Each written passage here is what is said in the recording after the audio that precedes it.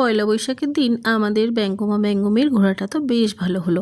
এবার পালা খাওয়া দাওয়ার, যেটা ছাড়া পয়লা বৈশাখ একদম ইনকমপ্লিট থেকে যায়। ডিনারটা সেরে নেওয়ার জন্য আমরা গেছিলাম সেক্টর 5 এর শেরে বেঙ্গল ধাবা, যেখানে ছিল 15+ আইটেমের আনলিমিটেড বুফে। প্রথমে প্লেটে নিয়ে নিয়েছিলাম ক্রিস্পি চিলি বেবিকর্ন, তারপরে নিয়েছিলাম পনির কাবাব, তারপরে নিয়েছিলাম ফিশের এই ফ্রাইড আইটেমটা। স্টার্টার নিয়ে চলে গেলাম ধাবার ভেতরে। এনাদের ইনডোর আউটডোর দু জায়গাতেই বসার জন্য সিট ছিল। আমরা প্রথমের দিকে ইনডোরে বসেছিলাম এসির মধ্যে, তারপরে আমরা বাইরে খোলা হাওয়ায় বসে আমাদের ডিনারটা এনজয় করেছি। ক্রিস্পি চিলি বেবিকর্নটাও আমার বেশ ভালো লেগেছে, কাবাবটাও বেশ সফট অ্যান্ড জুসি ছিল। তারপরে এই মাছের আইটেমটা বেশ সুন্দর ছিল, এই ফিশের ফ্রাইড আইটেমটা, ভেতরে ফিলিংয়ে ঠাসা ছিল মাছ। তারপরে চলে গেলাম নেক্সট স্টার্টার আইটেম নেওয়ার জন্য, যেটা ছিল চিকেন কাবাব। চিকেন কাবাব নেওয়ার পরে নিয়ে নিয়েছিলাম নুডলস, যেটা ছিল ভেজ নুডলস। তারপরে ভেজ নুডলসের সাথে আমরা নিয়েছিলাম শেজওয়ান পনির।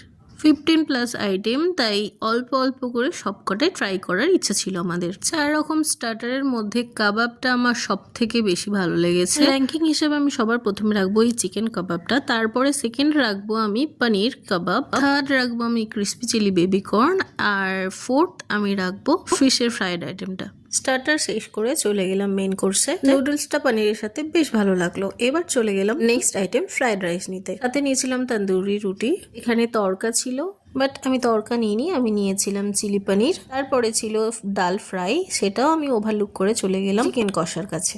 এবার সবকিছু প্লেটে নিয়ে ট্রাই করে দেখার পালা। তন্দুরি রুটিটা খেয়ে দেখলাম পনিরের সাথে, বেশ ভালো লাগলো এই কম্বিনেশনটা। ফ্রাইড রাইস আর চিকেন কষার কম্বিনেশনটাও বেশ ভালো জমেছিল।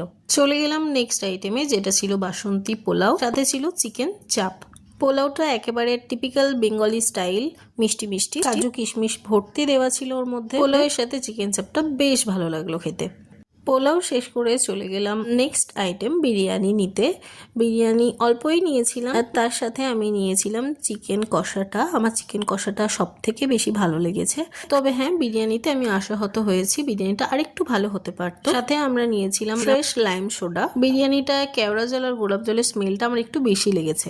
ফ্রেশ লাইম সোডাটা বেশ রিফ্রেশিং ছিল। মেন কোর্স শেষ করে এবার চলে গেলাম ডেজার্টে। ডেজার্টে ছিল চাটনি, পাঁপড় আর ছিল গোলাপজাম। আমি চাটনিটা স্কিপ করে গেছি, চাটনি আমি নিয়েছিলাম একটা পাঁপড় আর 2টো গোলাপজাম নিয়ে চলে গেলাম আমি আমাদের সিটে।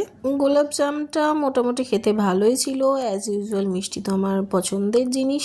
ডিনার কমপ্লিট করে আমরা আমাদের পক্ষীরাজে চড়ে ফিরলাম বাড়ি। তোমরা পয়লা বৈশাখ কিভাবে কাটালে আমাকে কমেন্টসে জানিও। আমার চ্যানেলটা সাবস্ক্রাইব করে দিও। টাটা।